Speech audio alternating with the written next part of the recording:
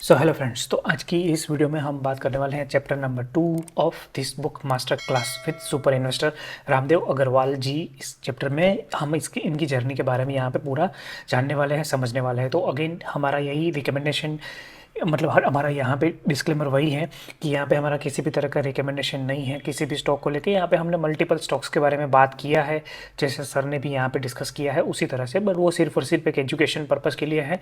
तो प्लीज़ उस डिस्क्लेमर को आप ध्यान में रखना। तो आइए स्टार्ट करते हैं। पहले तो ये क्विक अनाउंसमेंट जो है वो जो हमने लास्ट टाइम भी दिए थे कि प्लीज़ हमें ट्विटर पर भी फॉलो कीजिएगा, और हम चाहते हैं कि बुक गिव अवे आइडिया अगर आपके पास कोई है तो प्लीज़ वो भी आप कमेंट सेक्शन में डालना। और हमारा अभी टारगेट है कि हम 10,000 सब्सक्राइबर जो है वो by the end of this video series जब हम कंप्लीट करें तब हमारे हो जाए। तो उसके लिए भी आपका हमें सपोर्ट की बहुत बहुत ज़रूरत है। आई होप कि मतलब ये वीडियो जो है वो भी आपको अच्छा लगेगा, और अगर अच्छा लगता है, अगर आपको डीप में जानना है बुक में जो भी स्टोरीज़ वगैरह दी गई है बुक में जितने भी इन्वेस्टर्स के बारे में, तो प्लीज़ बुक को बाय करें। उसकी लिंक जो है वो मैंने पहले वीडियो के जो डिस्क्रिप्शन है या तो आई थिंक कमेंट लिंक में मैंने डाला हुआ है, तो प्लीज़ बुक जो है वो परचेस करें। बट अगेन हमारा यहाँ पे किसी भी तरह का अफिलिएशन नहीं है ऑथर के साथ या किसी भी इन्वेस्टर या तो किसी भी स्टॉक के साथ, तो प्लीज़ वो चीज़ आप ध्यान में रखें।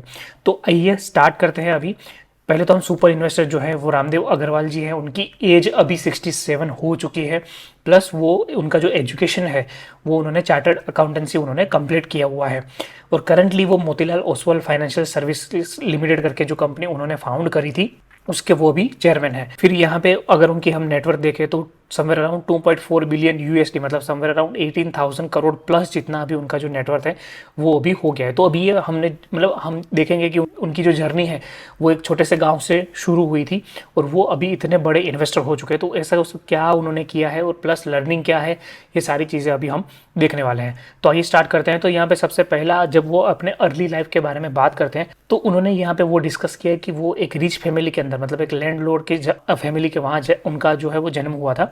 बट वो एक छोटे से गांव में, आई थिंक रायपुर छत्तीसगढ़ नाम के गांव में उनका जन्म हुआ था। और फिर उन्होंने कंप्लीट किया अपना सीए 1978 में। उनका जो स्कूलिंग का जो पार्ट था वो भी उन्होंने अपने विलेज में ही कंप्लीट किया था। फिर नेक्स्ट जब उन्होंने मतलब आफ्टर जब उन्होंने सीए अपना कंप्लीट किया उसके बाद वो जब अपना जो जॉब था, पहला जॉब जिसको आई थिंक सीए के कंटेक्स्ट में आर्टिकलशिप बोलते हैं, तो वो जब वो ढूंढने गए तो क्लोज टू वो 150 सीए फर्म्स के पास गए, बट कहीं पे भी उनको प्रॉपरली जॉब नहीं मिला। तो ये भी एक चीज़ हमें देखना है कि इतने इंटेलिजेंट आदमी को भी पहले स्ट्रगल फेस करना पड़ा था।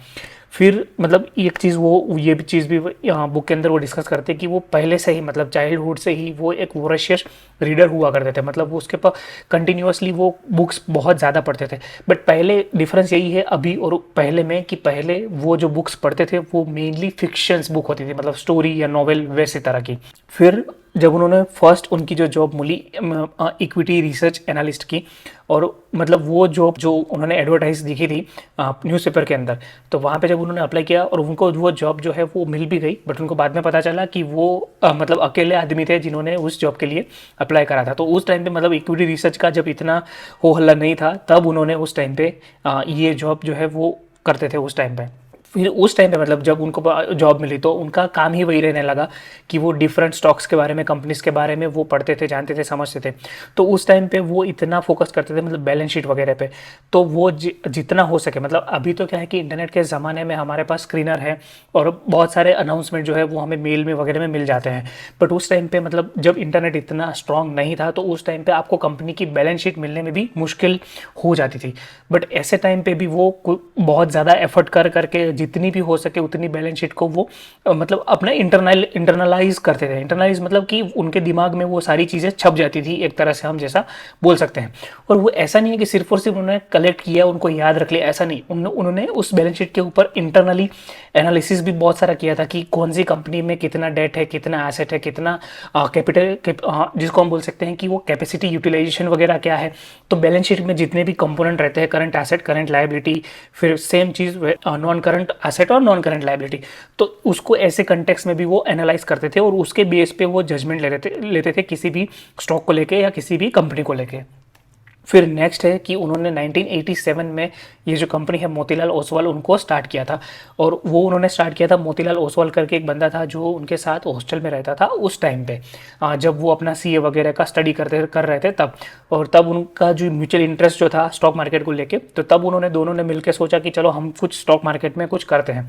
तो that was the time when he first started into the broking business. मतलब पहले वो ब्रोकिंग बिजनेस में आया और धीरे धीरे उन्होंने बाकी म्यूचुअल फंड है, एसेट मैनेजमेंट है, फिर वो दूसरे कंटेक्स्ट में दूसरे बिजनेस लाइन में भी गए थे। बट स्टार्टिंग जो उनका था वो 1987 में इनका ये जो बिजनेस था वो स्टार्ट हो गया था। और हर्षद मेहता बुल रन जब चालू हुआ तो उस टाइम पे मतलब उन्होंने समवेयर अराउंड 30 करोड़ रुपीस उस टाइम पे, मतलब 1992 के आसपास की बात है कि जब उन्होंने 30 करोड़ रुपीस जितने बना लिए थे। और वो भी उन्होंने जो बनाया था वो भी कैपिटल था समवेयर अराउंड 10 to 15 लाख। और ये कैपिटल जो था वो उन्होंने अपने घर से नहीं लाए थे, बट जबकि ये जो मोतीलाल ओसवाल जो कंपनी उन्होंने स्टार्ट किया था उस कंपनी में जो ब्रोकरेज उनको मिलता था उसमें से पैसे को उन्होंने बचाया था पर्सनली, और उन पैसे को ही उन्होंने कंटिन्यूसली इन्वेस्ट किया। और जो हर्षद मेहता वाला बुल रन था जो बहुत ही मैड बुल रन था उस टाइम पे उन्होंने समवेयर अराउंड 30 करोड़ जितने बनाए थे। फिर धीरे धीरे मतलब उस टाइम पे भी मतलब उनका फिक्स यही था कि जब वो ब्रोकरेज वगैरह करते थे तो उनको समवेयर अराउंड 1 to 1.5% जितना उनको कमीशन वहाँ पे मिलता था। बट उन्होंने एक चीज़ ये हमेशा किया है कि जब भी उनको जितना भी ब्रोकरेज जैसे लेट से वीकली या तो मंथली मिलता होगा तो तुरंत ही उनको जो भी ब्रोकरेज मिला है उस ब्रोकरेज के पैसे से उन्होंने स्टॉक्स को बाय कर लिया था, जो भी उनको अच्छा लग रहा था उस टाइम पे। अभी कौन कौन से अच्छे लगे थे वो भी केस स्टडीज हम यहाँ पे बहुत सारी डिस्कस करने वाले हैं। फिर एक फन फैक्ट है कि ये तो मुझे भी नहीं पता था उस टाइम पे कि उस टाइम पे मतलब T+15 मतलब आज अगर आपने स्टॉक बाय किया है तो कुछ 15-16 दिन के बाद स्टॉक जो था वो आपके डीमेट अकाउंट, डीमेट तो आई थिंक उस टाइम पे नहीं था, तो उस टाइम पे शेयर के सर्टिफिकेट आते थे तो वो आपके घर पे आते थे। और मतलब अगर हॉलीडेज वगैरह है तो 20-22 दिन भी लग जाते थे, तो ये बहुत ही लंबी साइकिल थी। और अब जब हम देखते हैं तो T+1 साइकिल मतलब आज अगर हमने स्टॉक बाई किया है तो कल तो हमारे डीमेट अकाउंट में आ जाता है। तो इतना India as a stock market हमने ग्रो किया है, which is a very very good thing. फिर नेक्स्ट अगर हम देखें तो मतलब धीरे धीरे अभी हम उनकी इन्वेस्टमेंट की जो फिलोसफी है उस तरफ हम जा रहे हैं।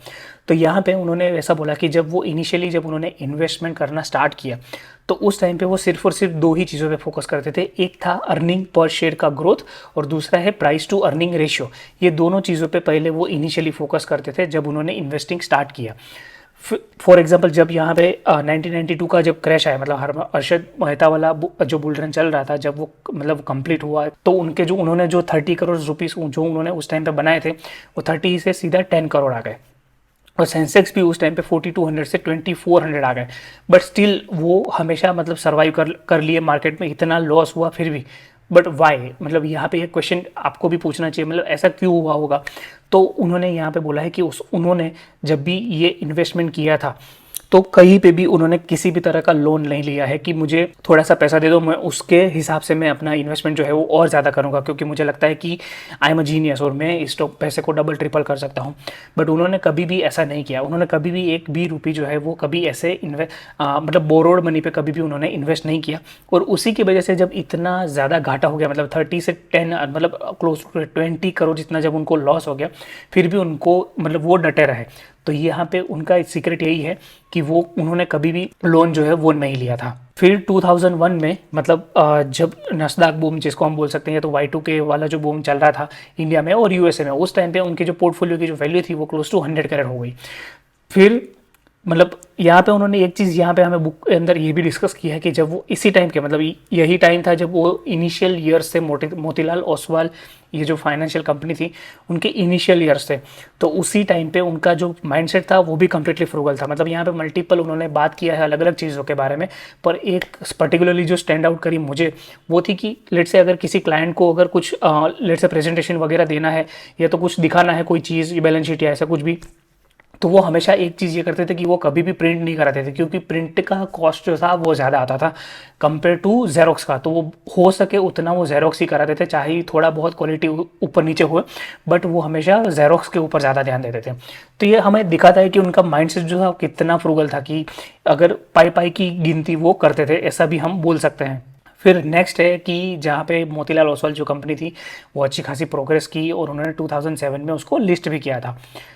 फिर अराउंड 2013 में QGLP एक फ्रेमवर्क जो है उसके बारे में अभी हम आई थिंक 5-6 मिनट में ही हम डिस्कस करेंगे कि ये फ्रेमवर्क जो है वो उन्होंने उस टाइम पे डिस्कस फॉर्म हुआ था कि जो मोतीलाल ओसवाल है उनकी एक फाउंडिंग फिलोसॉफी भी जिसको हम बोल सकते हैं जब भी वो किसी कंपनी में इन्वेस्ट करते हैं। तो फिर ये जो है ना, ये पूरी लाइन जो है आपको दिख रही है वो है रामदेव अग्रवाल जी जो है उनका जो पोर्टफोलियो है उनकी वैल्यू कैसे ग्रो हुई है over the period of time. तो 15 लाख से उन्होंने स्टार्ट किया, 30 करोड़ बन गए हर्षद मेहता वाले बुल रन में।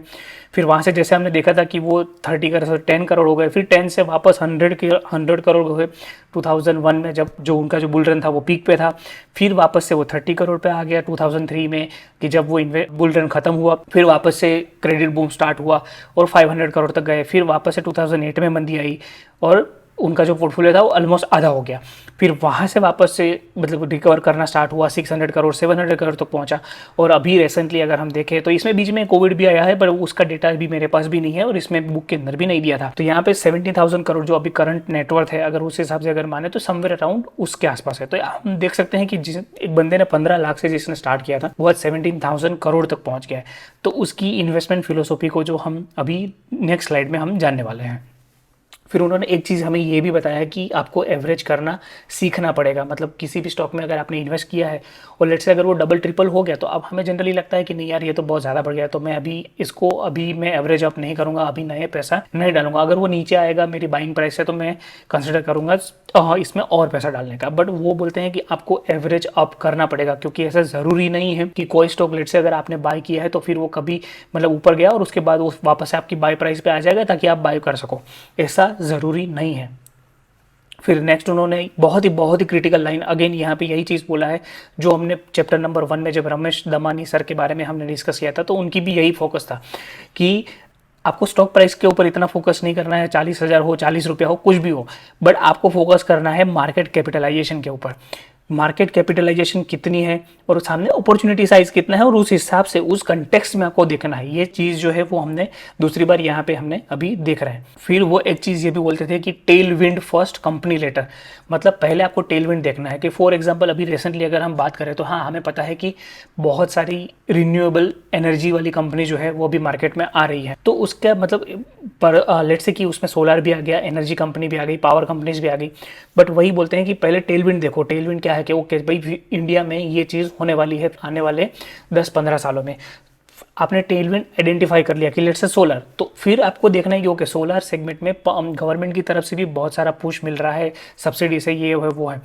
फिर आपको उस सेक्टर के अंदर कंपनी देखनी है कि ओके अभी सोलर में अगर इतना पुश है तो अभी सोलर के अंदर कौन कौन सी कंपनी है, और फिर आपको अपना जो एनालिसिस है उसको आगे लेके जाना है। ये बेसिकली फिलोसॉफी है रामदेव अग्रवाल सर की। फिर अभी अगर हम बात करें केस स्टडीज़ के बारे में, जहाँ पे हम 4 केस स्टडीज़ के बारे में बात करने वाले हैं डिटेल में। तो पहला है कि जहाँ पे उनका पहला 100 बैगर कौन सा था, तो ये वैश्या बैंक करके जो था 1991 में उन्होंने 20 रुपीज़ के आसपास जब उनका भाव चल रहा था, फिर वहाँ से वो 2000 गया, फिर वहाँ से 500 हुआ और वापस से 2500 हुआ। तो इसके बीच में भी एक बहुत अच्छी इंटरेस्टिंग एक स्टोरी है कि उन्होंने 20 रुपये के आसपास उन्होंने ये स्टॉक जो है वो बाय कर लिया था। उसके बाद वो उसका भाव गया 2000 तक और 2000 से गिरते गिरते वापस से वो 500 तक आ गया। पर अभी उस टाइम पे रामदेव अग्रवाल जी को लगा कि अभी मुझे ये स्टॉक जो है वो बेच देना चाहिए, अदरवाइज ये मेरी बाइंग प्राइस पे आ जाएगा और मेरा कोई भी बेनिफिट इसमें नहीं होगा। बट इसमें हुआ ये कि जब उन्होंने सेल का ऑर्डर डाला और बीच में कुछ प्रोसेस में टाइम लग गया, तो उसी टाइम में ये जो स्टॉक का भाव था वो 500 से वापस 2500 चला गया और उन्होंने उस टाइम पे बेचा। मतलब एक तरह से लक जो था वो उनकी फेवर में रहा कि 20 रुपीज़ में वो भले ही सेल करना चाहते थे 500 पे, कुछ दिक्कत आ गई उनकी सेलिंग वाली प्रोसेस में उनके ब्रोकरेज के साथ, और इसी की वजह से उन्होंने अल्टीमेटली वो स्टॉक जो था वो 2500 के आसपास बेचा, which was a very good thing. और वो बोलते हैं कि ये जो है वो लक है मेरे साइड पे। फिर केस स्टडी 2 जो उन्होंने बोला कि वो है कि हीरो होंडा पे, तो हीरो होंडा पे उनका जब उन्होंने देखा तो उसका मार्केट कैप जो था वो समझ रहा हूँ 500 करोड़ रुपीज़ के आसपास था, पी 1890 के आसपास था, और मतलब कंपनी का जो सेल्स था, sales itself was 500 crore at the time. और तो उस टाइम पे उन्होंने समवेयर अराउंड कुछ 30 रुपये के आसपास उन्होंने बाय किया था, और वहाँ से लेके मतलब उन्होंने जब अल्टीमेटली जब उन्होंने उसको सेल किया था उसका भाव जो था वो 2600 पहुँच गया था। इसके बीच में पूरा मतलब उनका जो डिविडेंड आया था, मतलब कंपनी हीरो होंडा जो थी वो डिविडेंड भी अच्छा खासा देती थी। तो इसके बीच में मतलब 30 रुपये से 2600 तक भी जब वो पहुँच गया, तो इसके बीच में ही उनको सिर्फ और सिर्फ ₹600 पर शेयर का तो सिर्फ डिविडेंड मिल गया। तो हमें यहाँ पे एक देख सकते हैं कि एक अच्छा खासा 100 पे अगर वापस से उन्होंने बना लिया था यहाँ पे। फिर केस स्टडी 2 जो था वो एक वैल्यू माइग्रेशन बुक करके, जो आई थिंक हम लास्ट में भी हम उसको बारे में हम देखेंगे कि वो बुक जो है वो अच्छा खासा वो सजेस्ट भी करते हैं। तो ये बुक जब उन्होंने पढ़ी थी और तब उनको ये हीरो होंडा का आइडिया आया कि ये एक्चुअली ये वैल्यू माइग्रेशन वाली जो फिलोसॉफी है उसमें वो परफेक्टली फिट बैठ रही है। प्लस वैल्यूएशन भी कंपनी का ठीक ठाक था 1890, और कंपनी का जो मार्केट कैप था वो भी कंपनी का सेल्स के बराबर था। तो उस हिसाब से उन्होंने हीरो होंडा में उस टाइम पे उन्होंने कॉल लिया था। फिर यहाँ पे मतलब ये एक चीज़ हमें ये भी बताते हैं कि ये जो भी पोर्टफोलियो हमने देख रहे हैं ना, तो उन्होंने मल्टीपल टाइम्स उनके 50-70% जितने ड्रॉ डाउन्स देखे हैं। मतलब अगर लेट से कि अगर वैल्यू 100 करोड़ है तो वापस से 50 या तो 30 करोड़, जैसे हमने प्रीवियसली जैसे मैंने आपकी जर्नी बताई थी वहाँ पे वैसा हुआ है। तो आपको मेंटली भी उस तरह से रेडी रहना होगा। फिर केस स्टडी अगर 3 में अगर हम बात करें तो ये ड्यूरिंग Y2K वाला जो बूम था उस टाइम पे, तो यहाँ पे केस स्टडी मेनली यही है कि उन्होंने उनका जो 80% जो इन्वेस्टमेंट था उस टाइम पे वो पूरा का पूरा टेक्नोलॉजी स्टॉक्स के अंदर था, और उसमें से भी 40% था वो सिर्फ और सिर्फ एक single company which was Infosys, उसमें उन लोगों ने किए रखा था उस टाइम पे। तो यहाँ पे अगेन हमें यहाँ पे एक चीज़ हमें दिखाता है कि रामदेव अग्रवाल जी पोर्टफोलियो का कंस्ट्रक्शन उस टाइम पे जब अपना इनिशियल फंडिंग मतलब इनिशियल कैपिटल जब वो बना रहे थे तब वो कैसे करते थे। मतलब अगर आपको किसी कंपनी में अगर कन्विक्शन है तो आपको अच्छा खासा कैपिटल जो है वहां पे लगाना चाहिए, ये हमें वहां पे दिखता है। फिर मतलब जब यह केस स्टडी 3 वाला जब हम देख रहे हैं ना, तो अगर उसी कंटेक्स्ट में अगर हम बात करें तो वहाँ पे जैसे हम देख सकते हैं कि 40% इन्फोसिस में और 80% टेक्नोलॉजी में लगाया हुआ था। तो उस टाइम पे रामदेव अग्रवाल जी और उनके जो कलीग थे उनको ऐसा लगता था कि वो टेक्नोलॉजी को बहुत ही अच्छी तरह से समझते हैं, और इसीलिए उन्होंने इतना सारा पैसा जो है कैपिटल जो है वो उन्होंने 80% जितना एक टेक्नोलॉजी एक पर्टिकुलर सेक्टर के अंदर लगा के रखा है। और उसी टाइम पे वो ओमाहा भी जाते थे, उनके कोई एक फ्रेंड थे उनके साथ, कि जहाँ पे वो बर्कशायर हाथवे की AGM वो अटेंड करते थे एवरी ईयर। तो उसी टाइम पे मतलब एक ये जो नस्डैक वाला बूम चल रहा था, जब बुल मार्केट टॉप पे था, उस टाइम पे वॉरेन बफेट और चार्ली मंगर दोनों को बहुत ही क्रिटिसाइज किया गया था कि आपने कभी भी टेक स्टॉक में इन्वेस्ट क्यों नहीं किया। बट उसके नेक्स्ट ईयर में क्या हुआ कि जो कंप्लीट जो नस्डैक में जो क्रैश बुल रन जो चला था वो कम्प्लीटली क्रैश हुआ, और नेक्स्ट ईयर में जब वापस से जब ये AGM हुआ था तो उस टाइम पे 5 मिनट तक स्टैंडिंग ओवेशन मिला था बफेट और मंगर को। तो वहाँ पे बफेट और मंगर भी यही चीज़ समझाते थे कि लेट से अगर आपको इन्वेस्ट करना है टेक्नोलॉजी में तो आप इन्वेस्ट कीजिए, ऐसा नहीं है कि नहीं करना है, बट अगर आपको वो बिजनेस समझ में आता है तो please do invest in that sector. तो वहाँ पे वही चीज़, और यहाँ पे रामदेव अग्रवाल जी को भी वही लगता था कि भाई हम टेक्नोलॉजी को तो बहुत अच्छा समझते हैं, बट उन्होंने वो जब बुल रन जो चल रहा था उसमें के टॉप पे भी सेल नहीं किया, और वैसे का वैसे ही पोर्टफोलियो उनका पड़ा रहा, और अल्टीमेटली उनका जो लॉस है वो जैसे हमने देखा था वो अच्छा खासा उनको लॉस हुआ। तो ये एक चीज़ हमें यहाँ पे सीखनी है। फिर फाइनल एक केस स्टडी है जो उन्होंने डिस्कस किया है वो है मास्टेक के बारे में।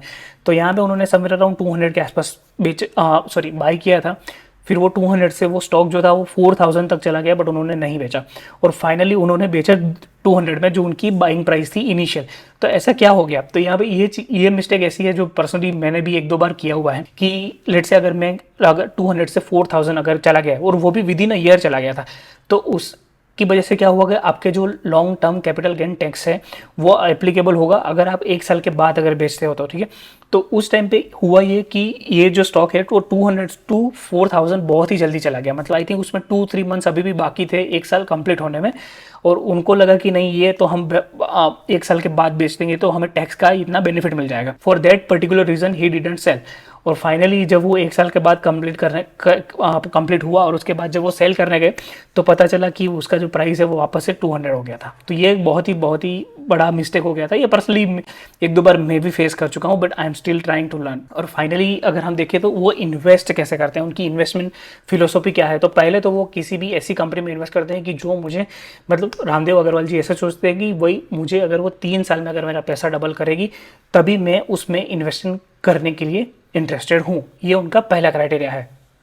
फिर दूसरा अगर हम देखें कि आइडिया वो कैसे जनरेट करते हैं, तो बेसिकली उनके जो मेन आइडियाज़ हैं वो बुक्स को रीड करने से, फिर वो एडवर्टीजमेंट से भी वो अपना आइडिया जनरेट करते हैं, प्लस वो न्यूज़पेपर भी इतने पढ़ते हैं। अभी 6 जो मैंने यहाँ पे लिखा है तो मॉर्निंग में वो 6 हर मॉर्निंग में, जैसा बुक के अंदर मेंशन किया है कि वो हर मॉर्निंग में 6 न्यूज़पेपर पढ़ते हैं। तो ये भी एक बहुत बड़ी बात है। फिर ये उनके मेनली 3-4 फिल्टर है।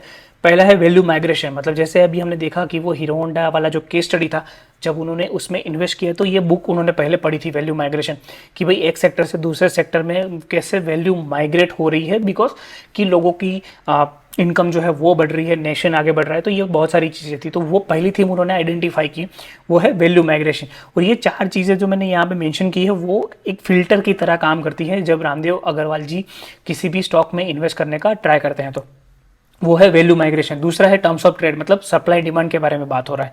तो अगेन अगर हीरो होंडा वाला केस में अगर हम बात करते हैं तो वहाँ पे जैसे बुक के अंदर मेंशन किया है कि उस टाइम पे ये जो बाइक थी, हीरो होंडा वाली जो बाइक्स थी, वो आपको प्रीमियम देना पड़ता था। लेट से अगर आपको बाइक जल्दी चाहिए तो 3,000 या 3,500 या 4,000 रुपये एक्स्ट्रा पे करने पड़ते थे उस टाइम पे टू गेट दैट बाइक।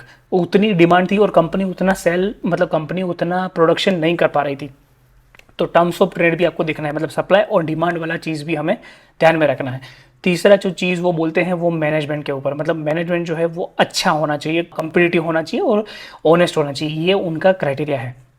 फिर वो ये सभी बोलते हैं कि कम्पिटिटिव स्ट्रक्चर जो है वो भी कैसा है, वो भी हमें देखना है। मतलब लेट से अगर बहुत ही छोटा सेक्टर है और बहुत सारे प्लेयर्स हैं तो उसमें कोई भी कंपनी इतना अच्छा खासा पैसा नहीं बना पाएंगी। तो ऐसे अगर लेट से अगर सेक्टर में अगर आपने कहीं पे इन्वेस्ट भी कर दिया है तो आपका कैपिटल डिस्ट्रैक्शन होने का चांसेस बढ़ जाता है।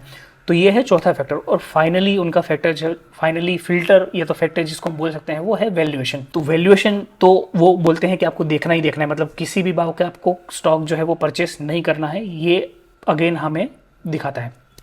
फिर ये उनका जो फ्रेमवर्क है, quality, growth, longevity and price. तो क्वालिटी मतलब बिजनेस की क्वालिटी तो है ही कि बिजनेस तो अच्छा होना ही चाहिए, प्लस क्वालिटी जो है वो इन टर्म्स ऑफ मैनेजमेंट में भी होनी चाहिए, मतलब गुड मैनेजमेंट, ग्रेट मैनेजमेंट वैसे।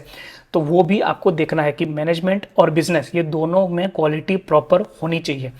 दूसरा उनका फिल्टर है कि है ग्रोथ, मतलब कि ईपीएस ग्रोथ तो आना ही चाहिए, बिजनेस में भी ग्रोथ होना चाहिए रीजनेबल। मतलब जनरली जो बुक के अंदर जो उन्होंने जो बात किया है वो तो है 25 या तो 20% प्लस ग्रोथ जो है वो उसको दिखना चाहिए, तभी वो ऐसी कंपनी में इन्वेस्ट करने का सोचते हैं। तीसरा है लॉन्जेटिविटी ऑफ ग्रोथ, मतलब लेट से अगर कोई कंपनी है कि हमें पता है कि चलो ये कंपनी जो है ना वो 20% तक ग्रो करती रहेगी 10 सालों तक, तो वो हो गया एक अपना लॉन्जेटिविटी वाला एनालिसिस। बट लेट से अगर वो हमें पता है कि ये सिर्फ 2 या 3 साल का ही ग्रोथ है, कोई सिक्लिकल कंपनी है, तो अगेन वो एक क्वेश्चन हमें यहाँ पे आता है कि वहाँ पे इन्वेस्ट करें या ना करें। तो वो हो गया longevity. And finally is the price, price मतलब वैल्यूएशन। अगर वैल्यूएशन ठीक ठाक है, सही है, अंडर वैल्यूड है, तभी वो बाय करना पसंद करते हैं, अदरवाइज वो बाय नहीं करते हैं। तो ये जो QGLP वाला जो फ्रेमवर्क है वो भी एक सीक्वेंस में ही है, मतलब क्वालिटी फर्स्ट, ग्रोथ लेटर वैसे। तो अगर लेट से अगर कहीं पे एक पे लेट से अगर क्वालिटी ऑफ मैनेजमेंट है तो क्वालिटी ऑफ बिजनेस अगर अच्छा नहीं है तो वो बाकी के 3 फैक्टर को देखते भी नहीं है, वो वैसा उन्होंने बुक के अंदर मेंशन किया है। फिर फाइनली उन्होंने एक चीज़ ये भी बताया है कि आपको मतलब अपने जो 20-25 स्टॉक है आपको मतलब जू नहीं बना देना है किसी भी पोर्टफोलियो के अंदर, मतलब 200-300 स्टॉक नहीं लेने हैं। वो हमेशा ऐसा बोलते हैं कि आपको 20 to 25 स्टॉक्स के आसपास ही एक मतलब एक कॉन्सेंट्रेटेड पोर्टफोलियो आपका होना चाहिए। दूसरा, आपने जो भी स्टॉक लिया है आपका फोकस सिर्फ उसके ही ऊपर ही रखना है, मतलब अगर बाकी के जो 5-6 हज़ार जो स्टॉक है वो चाहे कहीं पे भी जाए, मतलब वो डबल हो जाए, ट्रिपल हो जाए, कुछ भी हो जाए, उससे आपको कोई फर्क नहीं पड़ना चाहिए। आपका फोकस सिर्फ और सिर्फ अपना जो पोर्टफोलियो है, अपनी जो पोर्टफोलियो कंपनी से उसके ऊपर होना चाहिए, ऐसा रामदेव जी यहाँ पे हमें सिखाते हैं। फिर नेक्स्ट है कि timing the market is not his strong shoot, मतलब यहाँ पे जैसे हमने पहले भी देखा कि उन्होंने बहुत सारी गलतियाँ करी है जब बेचने की बारी आती है। तो वो हमेशा ऐसा बोलते हैं कि भाई टाइमिंग करना इतना मतलब वो किसी के बस की भी बात नहीं है, ऐसा वो जनरली यहाँ पे हमें डिस्कस करते हैं बुक के अंदर। तो उसके ऊपर हमें इतना ज़्यादा फोकस करने की ज़रूरत नहीं है। मेन है कि आपको वही देखना है कि आपने जो कंपनी सबलेट से आपको इन्वेस्ट करना है, क्या वो अपने आपके जो इन्वेस्टिंग फ्रेमवर्क है, क्वालिटी, ग्रोथ, लॉन्जेटिविटी, प्राइस, क्या उसमें वो बैठ रहा है। अगर वो बैठ रहा है तो आपको बाय करना चाहिए, अदरवाइज आपको कुछ नहीं करने की ज़रूरत नहीं है। बट आपको मार्केट टाइमिंग में इतना टाइम वेस्ट करने की ज़रूरत नहीं है, ये वो हमें बताते हैं। और अगर एक चीज़ ये भी थी कि वो हमें यहाँ पे वो एक और एडवाइस भी देते हैं कि आपकी जो वॉरेन बफेट है उनके जितने भी शेयर होल्डर के लेटर अभी तक उन्होंने जो लिखे हैं वो सारे के सारे आपको पढ़ने चाहिए। मतलब 1994 के आसपास उन्होंने पहली बार वॉरेन बफेट के बारे में मतलब उनका नाम सुना था, और तब उन्होंने ये सारी चीज़ें पढ़ी, उनके जो जितने भी लेटर्स थे वो सारे पढ़े, और तब उनको लगा कि भाई अपने को तो कुछ आता ही नहीं है, अभी तो हमने वापस से स्टार्ट करना पड़ेगा। तो ये चीज़ है। और यहाँ पे मतलब वॉरेन बफेट के लेटर पे वो इतना इम्फेसिस करते हैं, मतलब वो ऐसा बोलते हैं कि भाई मेरी जो सीए की डिग्री है ना वो सिर्फ 20% है, 80% मेरा जितना भी लर्निंग है, मेरा जितना भी स्टॉक मार्केट का नॉलेज है वो सिर्फ और सिर्फ मुझे वॉरेन बफेट के लेटर्स को पढ़ के ही आया है, ऐसा वो बोलते हैं और बुक के अंदर डिस्कस किया है।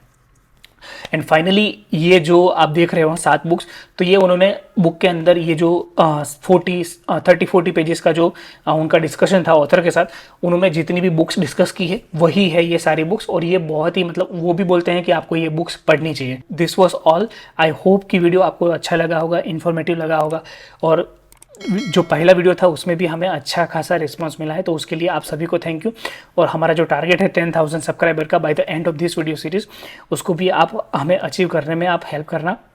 आई होप कि वीडियो आपको अच्छा लगा होगा। Thank you.